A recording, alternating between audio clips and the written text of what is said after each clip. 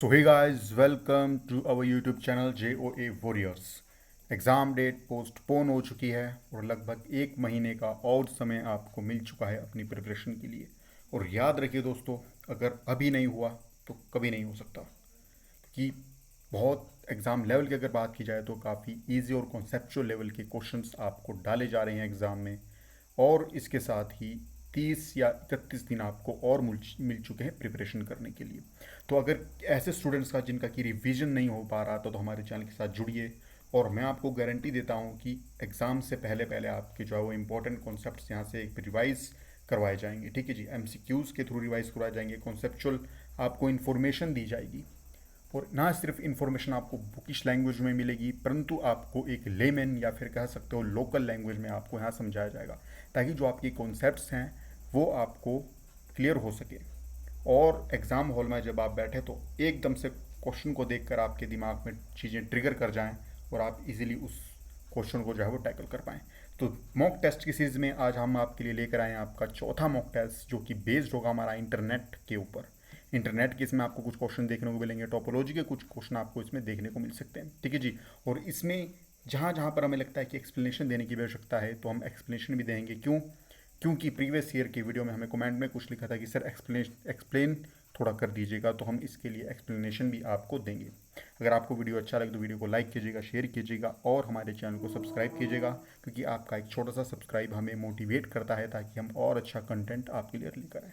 तो without further delay चलिए आइए शुरू करते हैं आज का मॉक टेस्ट। और ये रहा आपका क्वेश्चन नंबर 1 कि identify among the following which belongs to class E. अब देखिए, आपके आईपी एड्रेस या नेट एड्रेस या आपके जो आईपी एड्रेस होता है उनको 5 क्लासेस में जो है वो बांटा गया है। और उनमें से class A, class B, class C, class D और क्लास ई। अब आपको इस क्वेश्चन में क्या पूछा गया है कि आपको ऐसा आईपी एड्रेस बताना है जो कि क्लास ए से आपको बिलोंग करता है। तो अगर आपको आईपी एड्रेस की हायरार्की याद हो तो आप इजीली से बता सकते हो कि कौन सा इसका सही आंसर हुआ। तो आपका इसमें ऑप्शन नंबर जो ए है वो बिल्कुल आपका सही हो जाएगा। ठीक है जी। आप इसमें जो है वो देख सकते हो कि जो आपका ऑप्शन नंबर 1 है उसमें 121 लिखा गया है। ऑप्शन नंबर बी जो है आपका उसमें फर्स्ट में 128 लिखा गया है, जो कि आपका क्लास बी को डिनोट करता है। 267 की बात की जाए तो यहाँ पे आपका जो आईपी एड्रेस है वो 255 से ऊपर नहीं होता। यहाँ पे 267 दिया गया है, तो ये आपका जो ऑप्शन वैसे ही गलत हो जाता है। और अगर आपको याद हो 127 किसके लिए यूज़ किया गया था, तो 127 लूप बैक एड्रेस के लिए यूज़ किया जाता है। तो वहाँ से आप इस क्वेश्चन को निगलेक्ट करके बाकी ऑप्शंस को आप आंसर देख सकते हो। तो अब हम बात करते हैं थोड़ा आईपी एड्रेस के बारे में, एक बारी जान लेते हैं कि आईपी एड्रेस आखिरकार होता क्या है। तो an IP address is a numerical label assigned to device to connect to a computer network that uses IP for communication. ठीक है जी। ये क्या होती है कि न्यूमेरिकल बेस्ड के नंबर्स हमारे पास आपको देखने को मिलते हैं। अब आईपी एड्रेस हमारे दो प्रकार के होते हैं, एक तो IPv4 और IPv6। जो आपका IPv4 होता है वो आपका जो होता है न्यूमेरिकल वैल्यूज़ में आपका आता है, और IPv6 आपका अल्फ़ा न्यूमेरिकल वैल्यूज़ में आपको देखने को मिलता है। ठीक है जी। आईपी एड्रेस को जो है वो डिवाइड किया जाता है दो पार्ट में, एक आपका प्री फिक्स होता है और दूसरा होता है सफिक्स। ठीक है जी। जो प्री फिक्स होता है आपका वो प्री डिज़ाइंड या फिर प्री आपका पहले उसे फिक्स किया जाता है। ठीक है जी। Prefix is a part of IP address identify the physical network. देखिए जी, फिजिकल नेटवर्क जो हमारा होता है कंप्यूटर का, उसे जो है वो डिनोट करता है। और जो आपका सफिक्स होता है वो क्या करता है, जो सफिक्स का काम होता है आपका वो इंडिविजुअल क्या करता है कि जो होस्ट एड्रेस को दिखाता है। ठीक है जी। Suffix part identifies the individual computer. Individual के कंप्यूटर को दिखाएगा जिस कंप्यूटर से जो आपका होस्ट जुड़ा होगा। ठीक है जी। होस्ट का मतलब क्या होता है, होस्ट को आप क्या बोलते हैं, सर्वर के नाम से भी जान सकते हैं। जिस सर्वर से आपका जुड़ा रहेगा उसको जो आपका वो सफिक्स कहलाएगा। तो ये दोनों पॉइंट जो भी इतने ज़्यादा इंपॉर्टेंट नहीं होते। इंपॉर्टेंट यहाँ से आपको क्या देखने को मिलेगा, इंपॉर्टेंट आपको ये चीज़ें यहाँ से देखने को मिल सकती हैं। ठीक है जी। इनमें क्या होता है कि आईपी एड्रेस की जो हमारी क्लासेस होती हैं उन्हें 5 क्लासेस में जो है वो डिवाइड किया गया है। क्लास 1 का जो अगर हम एड्रेस देखें तो उसका 1 से लेके 126 तक की रेंज होती है। ठीक है जी। 127 की अगर बात करें, देखिए 127 की अगर बात की जाए तो ये 127 है, इसे loop back address, self testing address या लोकल होस्ट के नाम से भी जाना जाता है। अब इसे क्यों रखा गया है, देखिए ये जो है वो आपका 127 ये भी क्लास ए के अंडर ही आपका आता है। ठीक है जी। अगर कल को आपको कोई पूछ ले भाई 127 किस क्लास के अंदर है, अगर आप क्वेश्चन नहीं पूछ ले तो ये भी आपका क्लास 127 जो है वो क्लास ए के अंदर ही आएगा। ठीक है जी। बट इसे एक अलग तरीके से देखा गया है लोकल होस्ट की तरह या लूप बैक एड्रेस की तरह। अब अच्छा, local host, loop back address या सेल्फ टेस्टिंग एड्रेस होता क्या है। ठीक है जी। कई बार ये ऐसा होता है कि जब हम किसी वेबसाइट को बना दें, ठीक है, तो जो वेबसाइट के जो प्रोग्रामर होते हैं, डेवलपर होते हैं, वो क्या करते हैं कि अपने ही उसी वेबसाइट को या अपने सर्वर को ही क्या करते हैं, वो हैक करने की ट्राई करते हैं, ठीक है जी। क्यों करते हैं अपने सर्वर को? ताकि वो उसकी रोबस्टनेस को चेक कर सकें, ताकि वो ये देख सके कि यार हमारा सर्वर या हमारी वेबसाइट है वो आसानी से हैक तो नहीं हो जाती, या कोई उसे उसमें कोई लूप होल तो नहीं है, ताकि जिसकी वजह से जो है वो हैक हो जाए। तो उसके लिए इसका एड्रेस यूज़ किया जाता है। सेल्फ टेस्टिंग का मतलब क्या होता है कि खुद टेस्ट करने के लिए कि क्या हमारी वेबसाइट इतनी स्ट्रांग है ताकि वो हैक नहीं हो सके। तो ये आपका लूप बैक एड्रेस पूछा जाता है इसके बारे में। तो 127 आपका लूप बैक एड्रेस है। प्रीवियस ईयर के एग्जाम को उठाकर देखिए, यहाँ से क्वेश्चन आपका बना है, 110% बना है। क्लास बी के बारे में आप देखें तो रेंज इसकी 128 से लेकर 191 तक की आपकी रेंज होगी इसकी, ठीक है जी। क्लास सी को देखें तो 192 से लेकर 223 तक। क्लास डी आपकी आ गई 224 से लेकर और 239 तक। और क्लास ई आपकी लास्ट में आ जाएगी 240 से लेकर और 255 तक। अब आप देख रहे होगे कि हमने लास्ट में जो है वो 254 यहाँ पर लिखा है, ठीक है जी। अगर हम देखें कि अगर चारों की जो आपकी जो 4 पीरियड्स होते हैं, अगर ये 4 पीरियड्स ही आपके 255 और 255 अगर आपको कहीं देखने को मिलते हैं, तो भाई ये आपका क्या डिनाइड करेंगे, आपका ब्रॉडकास्ट करेंगे। मतलब जो आपकी इन्फॉर्मेशन होगी वो ब्रॉडकास्ट हो जाएगी। सबसे अच्छा एग्जांपल आपको ब्रॉडकास्ट का क्या देखने को मिलेगा? जो आपके टीवी होते हैं, मोबाइल होते हैं, जो आपके टीवी टेलीविजन होते हैं, तो उसमें क्या होता है, उसमें ब्रॉडकास्टिंग होती है। मतलब कि एक ही चैनल जो है, एक ही चैनल पर जो प्रोग्राम आ रहा है वो हर चैनल, हर टीवी पे दिखाया जाएगा। उसमें ऐसा नहीं कि कोई सिलेक्टेड लोगों को दिखाया जाएगा, ब्रॉडकास्ट किया जाएगा। तो वो होता है ब्रॉडकास्ट। अगर आपको चारों पीरियड्स में 255, 255 और 255 देखने को मिलता है, तो इसका मतलब है कि इन्फॉर्मेशन को ब्रॉडकास्ट किया जा रहा है, ठीक है जी।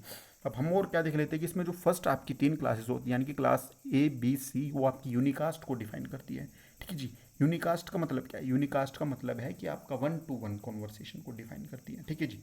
क्लास डी की अगर हम बात करें तो आपकी वो मल्टीकास्ट को डिफाइन करती है, ठीक है जी। मल्टीकास्ट को डिफाइन करती है। क्लास ई की अगर बात करें तो उसे रिसर्च एंड डेवलपमेंट के लिए यूज़ किया गया था, इसके साथ इसे फ्यूचर यूज़ के लिए भी इसे जो है वो रिजर्व करके रखा गया है, ठीक है जी। या अगर सपोज कीजिए हम कोई रिसर्च कर रहे हैं, हमारी जो R&D टीम है अगर वो रिसर्च कर रही है कोई, या फिर हम कोई फ्यूचर यूज़ के लिए, सपोज कीजिए कि हमने क्या करना है कि हमने बाकी सब तो रिजर्व करके रखे हुए, ठीक है जी, और हमने क्या करना है कि फ्यूचर यूज़ के लिए हमें कुछ काम करना है, फ्यूचर यूज़ के लिए हमें कोई सर्वर बनाना है, वेबसाइट बनानी है, ठीक है जी, इंपॉर्टेंट कोई वेबसाइट बनानी है, उसके पास हमारे लिए IP एड्रेस नहीं बचे, तो क्लास 120 जो आपकी क्लास ई है 240 से लेके 255 तक, इसे जो फ्यूचर यूज़ के लिए लिखा गया है, ठीक है जी। तो इसमें देखिए जो इतना सेक्शन है आपका, ये नीचे वाला सेक्शन है, ये काफ़ी ज़्यादा इंपॉर्टेंट हो जाता है। इस सेक्शन को आप अब उसका स्क्रीनशॉट ले लीजिए या इसे कहीं लिख लीजिए, बहुत ज़्यादा इंपॉर्टेंट ये क्वेश्चन हो जाता है। क्यों? क्योंकि यहाँ से भाई क्वेश्चन बनते हैं, 110% बनते हैं, ठीक है जी। अगले हम अपने क्वेश्चन की तरफ चलते हैं कि identify the device which links to homogeneous packet broadcast local network, ठीक है जी। इसमें क्या है कि ऐसी डिवाइस को आइडेंटिफाई करना है जो कि दो होमोजीनियस पैकेट का मतलब क्या है, जो सिमिलर पैकेट्स को जो है वो कनेक्ट करते हैं। तो इसका आपका जो सही आंसर यहाँ पर हो जाएगा वो हो जाएगा आपका जी ब्रिज, ठीक है जी।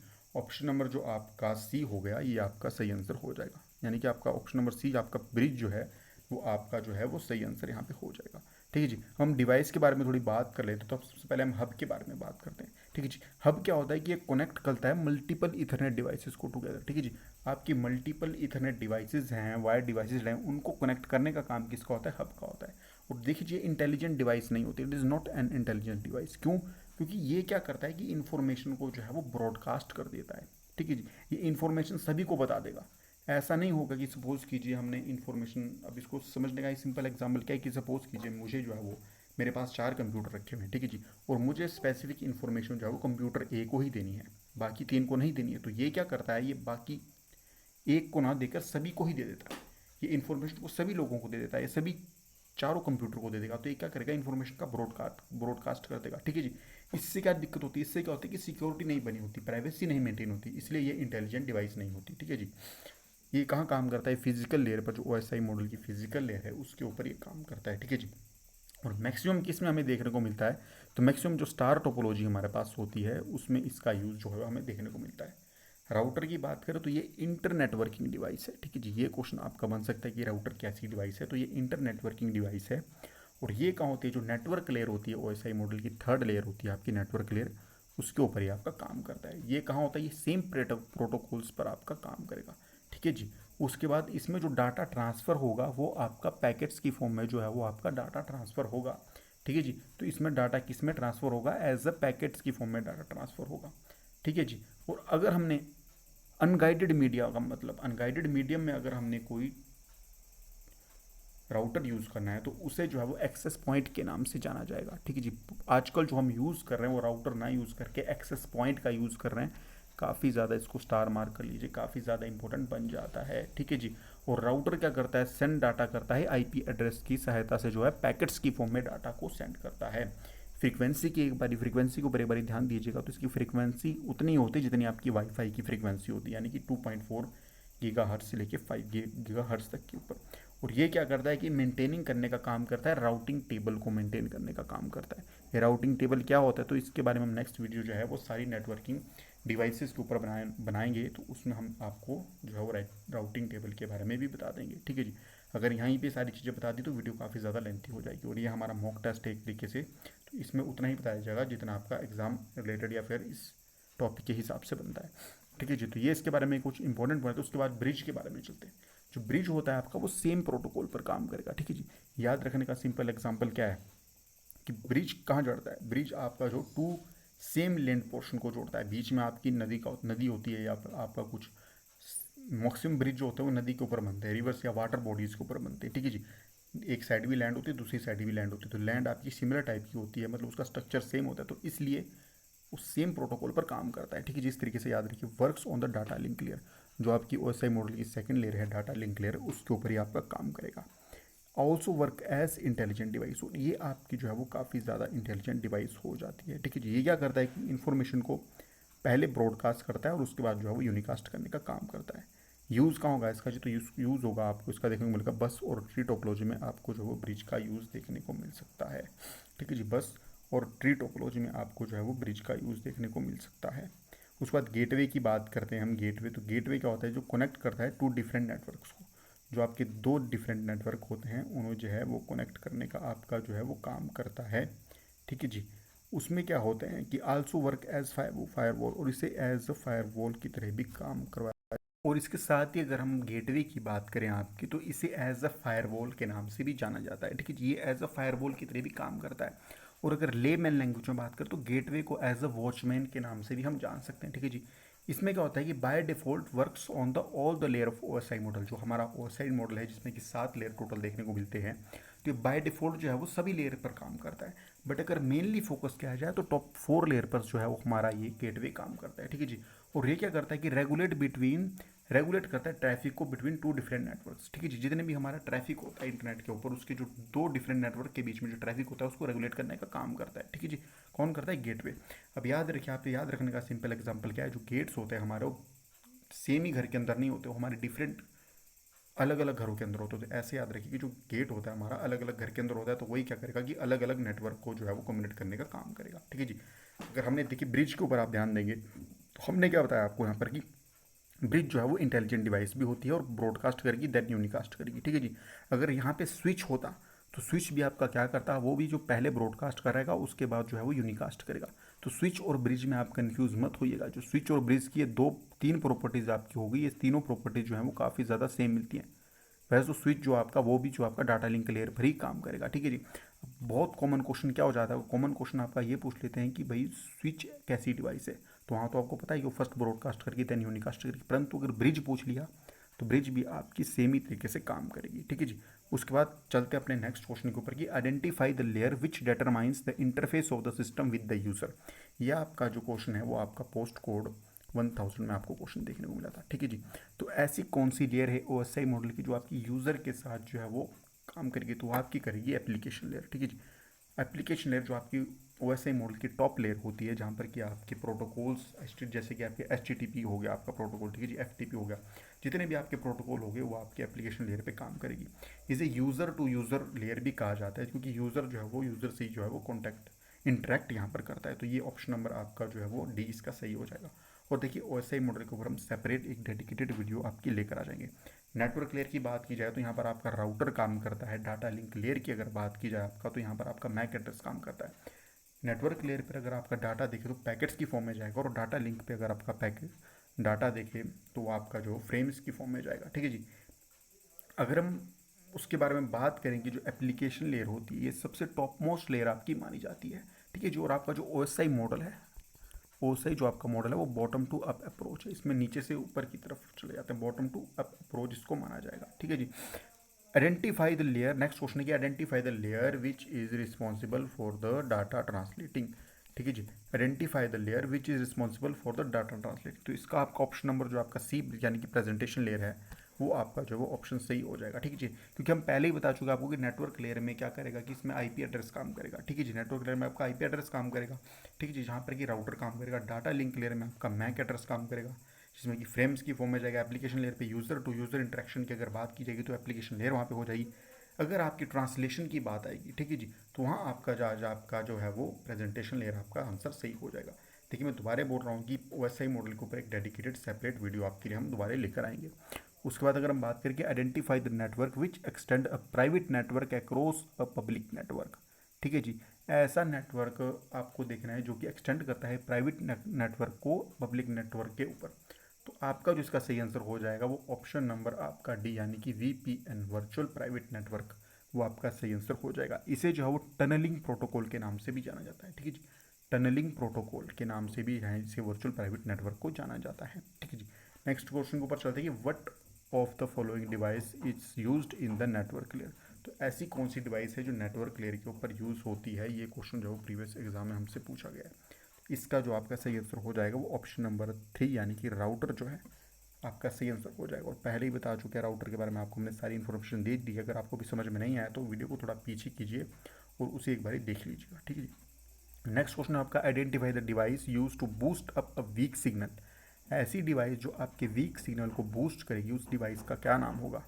तो आपके ऑप्शन नंबर बी यानी कि जो रिपीटर है वो बिल्कुल ऑप्शन सही हो जाएगा। ठीक है जी।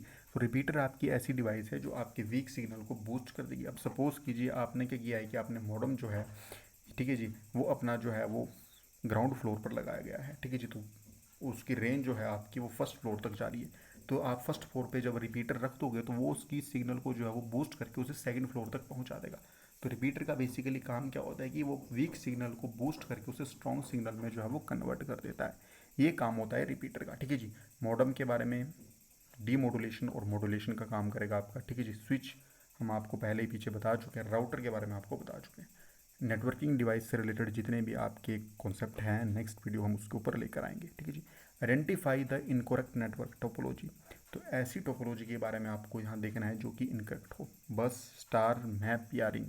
तो इसका जो ऑप्शन नंबर आपका 3 होगा यानी कि मैप स्टार टोपोलॉजी है, ये आपका सही ऑप्शन हो जाएगा। क्यों? क्योंकि मैप कोई स्टार नहीं होती। देखिए मैश होता है, टोपोलॉजी जो होती है MASH, मैश टोपोलॉजी होता है, वो मैप टोपोलॉजी नहीं होता। और सबसे ज़्यादा जो इंपॉर्टेंट और रिलायबल टोपोलॉजी है वो भी आपकी मैश टोपोलॉजी ही कहा जाएगा। ठीक है जी। तो इन चीज़ को आपने एक बार ध्यान रखना है। टोपोलॉजीज के बारे में एक डेडिकेटेड सेपरेट वीडियो लेकर आएंगे। ठीक है जी। एक्सप्लेनेशन इसलिए नहीं देते क्योंकि वीडियो काफ़ी ज़्यादा लंबी हो जाएगी। ठीक है जी। वीडियो काफ़ी ज़्यादा, क्योंकि ये ऐसे पॉइंट है जिनमें कि काफ़ी ज़्यादा पॉइंट बन जाते हैं। टोपोलॉजी का अगर कॉन्सेप्ट देखें तो उसके लिए कम से कम 30 से 35 मिनट की आपकी वीडियो बनेगी, डेडिकेटेड वीडियो। तो काफ़ी ज़्यादा वीडियो लंबी हो जाती है। एक्सप्लेनेशन के टेंशन आप मत लीजिए। इंपॉर्टेंट क्वेश्चन को, इंपॉर्टेंट जितने भी कॉन्सेप्ट हैं उनके जो है आपको कवर करवाया जाएगा, इसकी गारंटी मैं लेता हूँ। ठीक है जी। आप खाली जो है वो इन क्वेश्चन के ऊपर ध्यान दीजिए क्योंकि ये कॉन्सेप्चुअल क्वेश्चन है और ऐसे ही क्वेश्चन आपको एग्जाम में देखने को मिले थे, चाहे आप कंपैरिजन कर लीजिए। नेक्स्ट क्वेश्चन के ऊपर चलते हैं कि identify among the following the network devices use to connect to dissimilar type of network. तो अगर आपके कोई डिफरेंट टाइप ऑफ नेटवर्क को, देखिए मैं पहले ही आपको बता चुका और मैंने आपको बताया था कि डिफरेंट अलग अलग घरों के पास अलग अलग गेट्स होते हैं। तो इस तरीके से आपको याद रखना है। गेटवे जो है वो उसका सही आंसर हो जाएगा। ऑप्शन नंबर डी जो है वो इसका सही आंसर हो जाएगा। ठीक है जी। नेक्स्ट क्वेश्चन के ऊपर चलते हैं कि विच of the following layer isn't present in the TCP/IP model but is included in the OSI model. काफ़ी ज़्यादा इंपॉर्टेंट क्वेश्चन है। ठीक है जी। ऐसी कौन सी लेयर है जो कि हमारे TCP मॉडल में प्रेजेंट होती है पर वो OSI मॉडल में जो है वो प्रेजेंट नहीं होती है। तो इसका ऑप्शन नंबर जो आपका बी है यानी कि सेशन लेयर है वो आपका बिल्कुल सही आंसर हो जाएगा। देखिए नेटवर्क जो ये नेटवर्क लेयर है वो भी हमारी प्रेजेंट होती है, एप्लीकेशन लेयर भी प्रेजेंट होती है, ट्रांसपोर्ट लेयर भी आपकी प्रेजेंट होती है, फिजिकल लेयर भी आपकी प्रेजेंट होती है। ठीक है जी। पर आपकी जो सेशन लेयर है वो आपकी OSI मॉडल में जो है वो प्रेजेंट नहीं होती है। अब आपका जो वर्किंग मॉडल है, ठीक है जी, आपका जो काम करता है, जो वर्किंग मॉडल है वो आपका TCP/IP है। OSI मॉडल की अगर बात की जाए आपका, तो ये आपका कॉन्सेप्चुअल मॉडल है। इसे कॉन्सेप्चुअल मॉडल की या रेफरेंशियल मॉडल की तरह देखा जाता है। TCP आपका जो मॉडल IP मॉडल है वो आपका इम्प्लीमेंटेड मॉडल है जिसकी इम्प्लीमेंट किया जाता है। ठीक है जी। और इससे मॉडल की अगर बात की जाए तो इसे ISO ने बनाया था, ठीक है जी। और अगर आपको इसके लिए डेडिकेटेड व्यू चाहिए तो हम आगे बना देंगे, कोई टेंशन नहीं है, क्योंकि अभी देखिए 30 दिन और आगे बढ़ चुके हैं। हमने क्या करना है कि हमने इंपॉर्टेंट पॉइंट्स को लेकर जो है वो कॉन्सेप्ट के वाइज वीडियो बना देनी है, ताकि वो ट्रिगर कर जाए आपके दिमाग में उस टाइम, ठीक है जी। जैसे आपकी एक HS प्री या मेंस की तैयारी होती है आपकी, तो उसमें क्या किया जाता है कि पूरी लाइंस ना लिख के एक इंपॉर्टेंट पॉइंट्स को लिखा जाता है। क्यों? ताकि जो एग्जाम हॉल में जब आप बैठो तो वहाँ पर आपके दिमाग में चीज़ें ट्रिगर कर जाए। तो उसी तरह की वीडियोस आपके लिए जल्दी लेकर आने वाली, तो चैनल के साथ बने रहिएगा। नेक्स्ट क्वेश्चन की ओर देखते हैं कि verification of a login name and password is known as, काफ़ी ज़्यादा इंपॉर्टेंट क्वेश्चन। और इसके अगर आप ऑप्शंस देखने को मिले तो एक बारी को आपको लगेगा कि भाई इसके सारे ऑप्शन सही हैं, इसके सारे ऑप्शन सही हैं।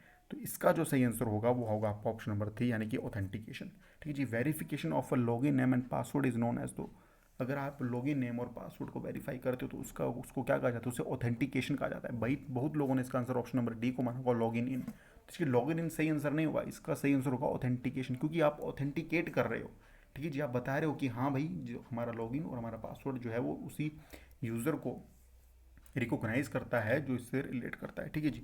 नेक्स्ट क्वेश्चन के ऊपर चलते हैं कि a website's front page main page is also called as. अब देखिए, जब किसी ने ये क्वेश्चन पढ़ा होगा तो उसके दिमाग में तुरंत आ जाएगा आंसर कि इसका आंसर हो जाएगा भैया होम पेज पर। यहाँ पर होम पेज आपको देखने को ही नहीं मिलेगा आंसर। तो इस हिसाब से ये क्वेश्चन काफ़ी ज़्यादा इंपॉर्टेंट हो जाता है, और अगर ये एग्जाम में आया तो ये इन्हीं एग्जाम्पल के या इन्हीं ऑप्शंस के साथ आपको देखने को मिलेगा। तो इसका जो सही आंसर हो जाएगा वो ऑप्शन नंबर सी, यानी कि लैंडिंग पेज इसका सही आंसर हो जाएगा। देखिए, जो वेबसाइट का फ्रंट पेज होता है, जब आप किसी वेबसाइट को खोलते हो तो उसका जो फ्रंट पेज होता है उसे मेन पेज भी कहा जाता है, उसे आपका जो है वो होम पेज के नाम से भी जाना जाता है। पर होम पेज की अगर हम बात करें तो वो काफ़ी ज़्यादा कॉमन नाम मिल जाएगा आपको, एग्जाम में लैंडिंग पेज देखने को मिलेगा। तो ये लैंडिंग पेज भी इसका जो है वो सही आंसर हो जाएगा। तो 3 नाम है आपके, मेन पेज, होम पेज और लैंडिंग पेज, ठीक है जी। नेक्स्ट क्वेश्चन के ऊपर चलते तो इसका आंसर तो ऐसी हाईलाइट है कि विच of the following is the correct format of email address. तो ईमेल एड्रेस का करेक्ट फॉर्मेट क्या होगा? तो ऑप्शन नंबर बी है जो आपका सही हो जाएगा। उसमें क्या होगा? पहले नेम आएगा जैसे कि www.xyz @ अब आपका वेबसाइट का नेम आएगा जैसे कि gmail.com yahoo.com, उसके बाद जो इन्फो आ जाएगी, ठीक है जी। तो इसकी इन्फो की जगह आपका कॉम भी आ सकता है, edu भी आ सकता है आपका जो एजुकेशनल के लिए जाएगी, IN भी आ सकता है जो कि आपकी इंडिया के लिए दी जाएगी, कंट्री के लिए डोमेन होता है आपका, USA भी दिया जा सकता है, या फिर कुछ भी दिया सकता है। तो इसमें सबसे पहले क्या होगा कि सबसे पहले आपका नाम आएगा, ठीक है जी। जैसे कि हमारा जीमेल एड्रेस ही होता है तो उसमें क्या करते हैं कि हम www.xyz, क्योंकि हमारा नाम आ जाता है, जो भी हम सपोज कीजिए कि मेरा नाम जो है वो प्रियंक है, तो वहाँ आ जाएगा www.priyank @ उसके बाद वेबसाइट का नाम, जैसे कि जीमेल आ जाएगा, वेबसाइट है याहू जो है वो आपकी वेबसाइट है, तो उसका नाम आपका आ जाएगा आगे। नेक्स्ट क्वेश्चन के ऊपर चलते हैं कि free of cost repair of software bug available on the internet. अब एग्जाम, प्रीवियस एग्जाम को एक बार उठाकर देखिए, 939 को देखिए उठाकर, और पोस्ट कोड 1000 को देखिए उठा के, दो में से एक में आपको क्वेश्चन देखने को मिलेगा। 962 सेक्रेटरीट का एग्जाम हुआ था, उस क्वेश्चन को उठा के देखिए, वहाँ से आपको एग्जाम देखने को मिला। तो free of cost repair of software bug available on the internet, उसे क्या कहा जाएगा? तो उसे जो है वो पैच कहा जाता है, ठीक है जी। उन्हें क्या कहा जाता है? पैच कहा जाता है।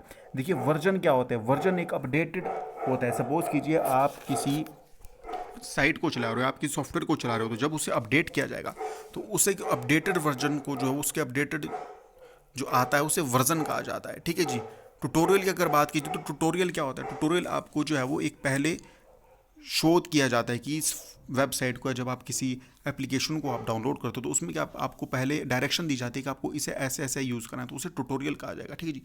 नेक्स्ट क्वेश्चन के ऊपर चलते हैं कि विच of the following is the most popular activity on the internet. तो इंटरनेट के ऊपर मोस्ट पॉपुलर एक्टिविटी कौन सी रहेगी? तो बहुत इंपॉर्टेंट क्वेश्चन है, जैसे आपके अभी एग्जाम में क्वेश्चन बन रहे हैं तो उस हिसाब से ये आपका एक काफ़ी ज़्यादा इंपॉर्टेंट क्वेश्चन बन जाता है, ठीक है जी। तो इसका जो सही आंसर होगा वो होगा ऑप्शन नंबर सी, यानी कि सर्चिंग, ठीक है जी। तो सर्चिंग आपका जो है वो काफ़ी ज़्यादा इसका जो है सही आंसर हो जाएगा, और ये क्वेश्चन आपका जो है वो एग्जाम पॉइंट ऑफ व्यू से इंपॉर्टेंट है, क्योंकि ऐसे ही क्वेश्चन आपकी देखने को मिले। क्वेश्चन नंबर 16 पे चलते हैं कि विच of the following techniques can not be use for security of data information. तो ऐसी कौन सी चीज़ है? बहुत ज़्यादा इंपॉर्टेंट क्वेश्चन, काफ़ी ज़्यादा इंपॉर्टेंट क्वेश्चन। एग्जाम को अगर ईजी बनाना है और इजी के साथ साथ उसे मॉडरेट बनाना है या एडवांस बनाना है तो इस क्वेश्चन को 110% डालना चाहिए, क्योंकि इसके आप एक बार ऑप्शंस को देखिए, कोई भी भला चंगा आदमी कंफ्यूज हो जाएगा। तो विच of the following techniques can not be use for the security of data और इन्फॉर्मेशन। तो सिक्योरिटी के लिए कौन सी चीज़ यूज़ नहीं की जाती। अब देखिए ऑथेंटिकेशन भी, अब देखने को अगर आदमी पहले देखा तो सही लेगा भी, और ऑथेंटिकेशन भी सही है, ऑथराइजेशन भी सही है, इंक्रिप्शन भी सही है और डिक्रिप्शन भी सही है। पर अगर किसी का भैया कॉन्सेप्ट क्लियर नहीं होंगे तो वो इसका आंसर दे ही नहीं सकता अगर कॉन्सेप्ट क्लियर नहीं है। अब इसका ऑथेंटिकेशन भी सही हो जाएगा, ऑथोराइजेशन भी सही होता है, इनक्रिप्शन भी सही हो जाएगा, ठीक है जी। ये सभी चीज़ें किस लिए यूज़ की जाती है, सिक्योरिटी के लिए यूज़ की जाती हैं। पर जो आपका डिक्रिप्शन है वो आपका जो है वो सिक्योरिटी के लिए यूज़ नहीं होता है, तो ये आपका ऑप्शन इसका सही हो जाएगा, ठीक है जी। अब डिक्रिप्शन क्या होता है, डिक्रिप्ट का मतलब क्या होता है, डिक्रिप्ट का मतलब होता है किसी इंफॉर्मेशन को कोड से सिंपल टेक्स्ट में चेंज करना, उसे डिक्रिप्शन बोलते हैं। इनक्रिप्शन का मतलब क्या होता है, इनक्रिप्शन का मतलब होता है कि सिंपल टेक्स्ट को कोडेड फॉर्म में कन्वर्ट करना, ठीक है जी। तो ये आपका, अब सपोज कीजिए कि अब अगर आप किसी टेक्स्ट को कोडेड फॉर्म में कन्वर्ट कर रहे हो तो वही तो आपकी सिक्योरिटी हो गई, ठीक है जी। अगर आप कोड से उससे सिंपल टेक्स्ट में कन्वर्ट करो तो वो क्या ही की सिक्योरिटी है, उस कोई भी पढ़ लेगा।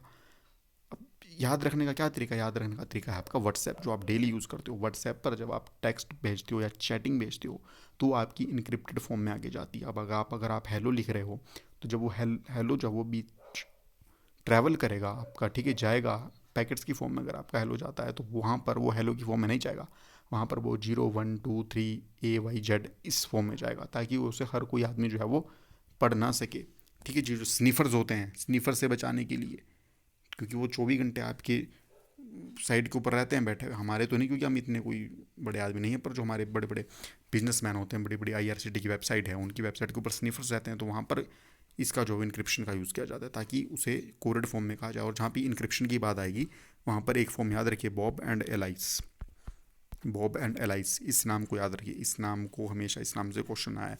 पोस्ट कोड 817 को उठाकर देखिए, 903 को उठाकर देखिए, बॉब एंड एलाइस से यहाँ पर क्वेश्चन बन के आया। तो अगर बॉब इनक्रिप्शन की बात होगी तो वहीं पर जो आपका बॉब और एलाइस आएगा, और अगर बॉब और एलाइस की बात होगी तो मतलब है कि सिक्योरिटी की बात हो रही है और वहाँ पर इनक्रिप्शन की बात आपकी कर रहे हैं, इनक्रिप्शन और डिक्रिप्शन की बात कर रहे हैं। तो इनक्रिप्शन और डिक्रिप्शन के टॉपिक को हम आपके अगर आगे कवर करवा देंगे, ठीक है जी। इस वीडियो के हिसाब से यहाँ पर एक्सप्लेनेशन इतनी काफ़ी थी, टेंशन मत लीजिएगा, आपको आगे कॉन्सेप्चुअल इन्फॉर्मेशन भी अलग से दी जाएगी सेपरेट वीडियो में, ठीक है जी। ये मॉक टेस्ट है तो इसे एज ए मॉक टेस्ट की तरह ही रहने देते हैं। नेक्स्ट क्वेश्चन के ऊपर चलते हैं कि suppose you have received an encrypted message and want to convert this message into the actual message before encryption, which technique do you use. तो आप कौन सी टेक्निक का यूज़ करेंगे, तो इसका सिंपल ऑप्शन हो जाएगा ऑप्शन नंबर डी, ठीक है जी। सपोज कीजिए आपको इनक्रिप्टेड मैसेज मिल रहा है, इनक्रिप्टेड मैसेज का मतलब कि कोडिंग की फॉर्म में मैसेज मिल रहा है, तो उसे सिंपल टेक्स्ट में कन्वर्ट करने के लिए आप डिक्रिप्शन का यूज़ करेंगे, ठीक है जी। इसका उल्टा हो जाता है कि suppose you have receive an decrypted message and want to convert this message into private message या फिर कोडेड मैसेज, तो वहाँ पर हम इनक्रिप्शन का यूज़ करते हैं, ठीक है जी। नेक्स्ट क्वेश्चन के ऊपर चलते हैं कि विच of the following is the most popular web server on the internet. तो वेब इंटरनेट के ऊपर मोस्ट पॉपुलर वेब सर्वर आपका कौन होगा, तो ऑप्शन नंबर ए यानी कि अपाचे वेब सर्वर है आपका, काफ़ी ज़्यादा इंपॉर्टेंट हो जाता है ये क्वेश्चन, ठीक है जी। अपाचे वेब सर्वर है, इसका बिल्कुल आपका सही आंसर हो जाएगा। नेक्स्ट क्वेश्चन के ऊपर चलते हैं कि in which of the following protocol is use to connect to Usenet server and transfer news group articles between system over the internet. काफ़ी ज़्यादा इंपॉर्टेंट क्वेश्चन है, ट्रिकी क्वेश्चन है, क्योंकि अगर आपको इनकी फुल फॉर्म नहीं पता होगी तो आप इसको पता ही नहीं कर पाएंगे। तो इसका जो आपका सही आंसर होगा वो आपका होगा NNTP, ठीक है जी। NNTP आपका सही आंसर इसका हो जाएगा, ठीक है जी। नेक्स्ट क्वेश्चन के ऊपर चलते हैं हम कि विच standard internet protocol provides data transmission between web server and browsers with the help of encryption. तो देखिए आपने सिंपल क्या करना है कि अगर इतना बड़ा आपने क्वेश्चन को देखकर घबराना नहीं है, इतना बड़ा आपने क्वेश्चन देखा, यहाँ पे सिक्योर आपने देखा, तो अगर आपको HTTPS में आपको S का पता हो कि S किस लिए बेस होता है, S का बेस क्या है, S किस लिए यूज़ होता है, तो S आपका सिक्योर के लिए बेस होता है, तो आप इजीली जो है वो क्वेश्चन को टैकल कर लोगे और आपका ऑप्शन नंबर बी जो है वहाँ पर सही हो जाएगा, ठीक है। HTTPS, तभी मैं बोलता हूँ कि फुल फॉर्म इसको एक बार दिख लीजिएगा, ठीक है जी।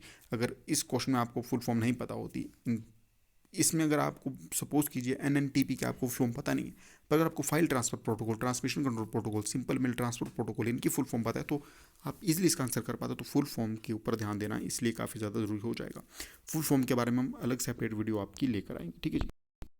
अगर यहाँ पर NNTP के बारे में बात की जाए तो इसकी फुल फॉर्म होती है the network news transfer protocol, ठीक है जी। Network news transfer protocol. तो ये थे आपके कुछ बेस्ट क्वेश्चन, इसका जो लेवल था वो बेसिक था, थोड़ा ट्रिकी भी था, तो अगर आपको वीडियो अच्छी लगे, हेल्पफुल लगे और यहाँ पर जो हमने थोड़ी एक्सप्लेनेशन करने की भी इसकी ट्राई की थी। तो अगर आपको वीडियो अच्छी लगी तो वीडियो को लाइक कीजिएगा, चैनल को सब्सक्राइब कीजिएगा और अच्छे तरीके से प्रिपरेशन कीजिएगा, क्योंकि 1 महीने का आपको और समय मिल चुका है। कॉन्सेप्ट की टेंशन नहीं लीजिएगा, कल हम आपको जो है नेटवर्क डिवाइसेज से रिलेटेड जो है वो कॉन्सेप्ट की वीडियोज़ के ऊपर अपलोड कर देंगे बिल्कुल लेमन लैंग्वेज में, ताकि कोई भी इसे आसानी से समझ पाए। ठीक है जी, तो अच्छे तरीके से तैयारी कीजिएगा। God bless you all, thank you so much.